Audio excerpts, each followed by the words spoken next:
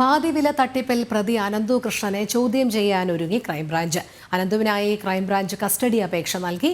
Muvattupuzha magistrate കോടതി തിങ്കളാഴ്ച അപേക്ഷ പരിഗണിക്കും. വിവരങ്ങളുമായി രേഷ്മ ബാബു ചേരുന്നു. രേഷ്മ, പാതിവില തട്ടിപ്പ് കേസിൽ പ്രതി അനന്തു കൃഷ്ണനെ ചോദ്യം ചെയ്യാനൊരുങ്ങുകയാണ് ക്രൈംബ്രാഞ്ച്.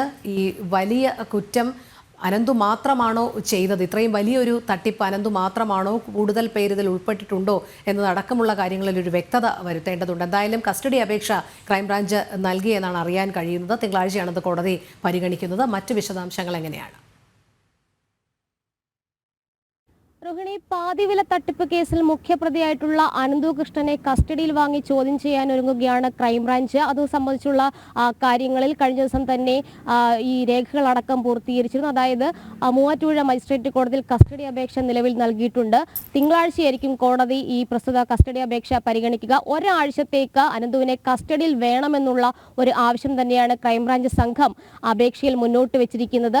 നേരത്തെ തന്നെ ക്രൈംബ്രാഞ്ച് സംഘം ഈ അനന്തു കൃഷ്ണന്റെ വിവിധ സാമ്പത്തികമായിട്ടുള്ള ഇടപാടുകൾ നടന്നിട്ടുള്ള കേന്ദ്രങ്ങളിൽ, അതായത് ഓഫീസുകളിൽ പരിശോധന നടത്തിയിരുന്നു. സാമ്പത്തിക ഇടപാടുകൾ സംബന്ധിച്ചുള്ള രേഖകളടക്കം അവിടെ നിന്നും കണ്ടെടുക്കുകയും ചെയ്തിരുന്നു. ഇതടക്കമുള്ള കാര്യങ്ങളിൽ കൂടുതൽ വ്യക്തത വരുത്തുന്നതിന് വേണ്ടിയിട്ടാണ് അനന്തു കൃഷ്ണനെ കസ്റ്റഡിയിൽ വേണമെന്നുള്ള ഒരു ആവശ്യം ക്രൈംബ്രാഞ്ച് മുന്നോട്ട് വയ്ക്കുന്നത്. അതോടൊപ്പം തന്നെ ചില തെളിവ് ശേഖരണത്തിനും സാധ്യത തേടുകയും ചെയ്യുന്നുണ്ട്. എന്തായാലും ഈ അനന്തു കൃഷ്ണന്റെ കടവന്ത്രയിലെ സോഷ്യൽ ബി വെഞ്ചേഴ്സ് എന്ന സ്ഥാപനം, സാമ്പത്തിക ഇടപാട് നടത്തിയ സ്ഥാപനം കേന്ദ്രീകരിച്ചുകൊണ്ട് തന്നെയാണ് ഈ തട്ടിപ്പ് നടത്തിയത് എന്നുള്ളതാണ് നിലവിൽ ക്രൈംബ്രാഞ്ചിന്റെ കണ്ടെത്തൽ.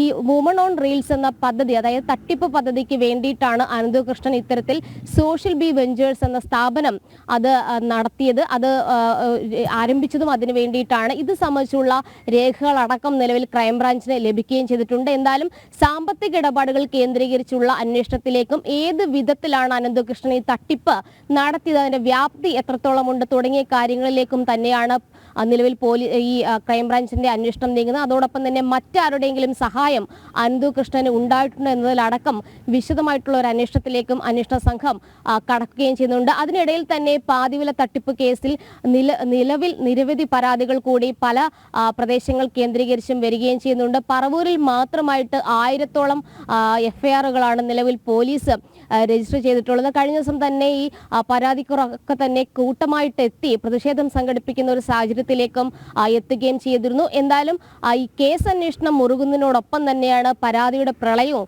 കൂടുന്നുണ്ട്. എഫ്ഐആറുകൾ കൂടുതലായിട്ട് രജിസ്റ്റർ ചെയ്തുകൊണ്ടുള്ള ഒരു അന്വേഷണത്തിലേക്കാണ് ക്രൈംബ്രാഞ്ച് കടക്കുന്നത്. എന്തായാലും 7 ദിവസത്തെ കസ്റ്റഡി അപേക്ഷയാണ് നിലവിൽ അനന്തു കൃഷ്ണന് വേണ്ടിയിട്ട് മൂവാറ്റുപുഴ മജിസ്ട്രേറ്റ് കോടതിയിൽ ക്രൈംബ്രാഞ്ച് സംഘം കൊടുത്തിരിക്കുന്നത്.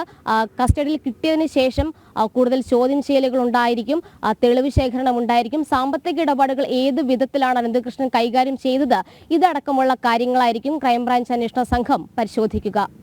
അതെ, ക്രൈംബ്രാഞ്ച് കസ്റ്റഡിയിലെടുത്ത് ചോദ്യം ചെയ്യുമ്പോൾ കൂടുതൽ വിവരങ്ങൾ പുറത്തു വരും. എന്തായാലും മന്ത്രിയുടെ ഓഫീസ് അടക്കമുള്ള കേന്ദ്രങ്ങൾ ഈ തട്ടിപ്പിന് കൂട്ടുനിന്നു എന്നുള്ള വാർത്തകൾ കൂടി പുറത്തു വരുന്നുണ്ട്. അതൊക്കെ അന്വേഷണത്തിൽ വിധേയമാകേണ്ടതാണ്. കാരണം എല്ലാ ജില്ലകളിലും ഈ തട്ടിപ്പ് നടക്കുമ്പോൾ നമുക്കറിയാം സാധാരണക്കാർ ഇതിൽ പെട്ടുപോയത് പലയിടത്തും ജനപ്രതിനിധികൾ തന്നെയാണ് ഇതിന് ചുക്കാൻ മുൻകൈയെടുത്തത് എന്നുള്ളതാണ്. അതുകൊണ്ടാണ് സ്വാഭാവികമായും അവരിത് വിശ്വസിച്ചു പോകുന്നത്. പ്രസാദ് നെന്മാറയെ പോലുള്ള പ്രേക്ഷകർ ചോദിക്കുന്നത് എല്ലാ ഇനത്തിനും ടാക്സ് ഉള്ള നാട്ടിൽ പകുതി വിലയ്ക്ക് വാഹനം ലഭിക്കും എന്നൊക്കെ പറഞ്ഞാൽ തട്ടിപ്പാണ് എന്ന് തിരിച്ചറിയണ്ടേ എന്നുള്ള കാര്യങ്ങളാണ് പ്രേക്ഷകരും ചോദിക്കുന്നത്.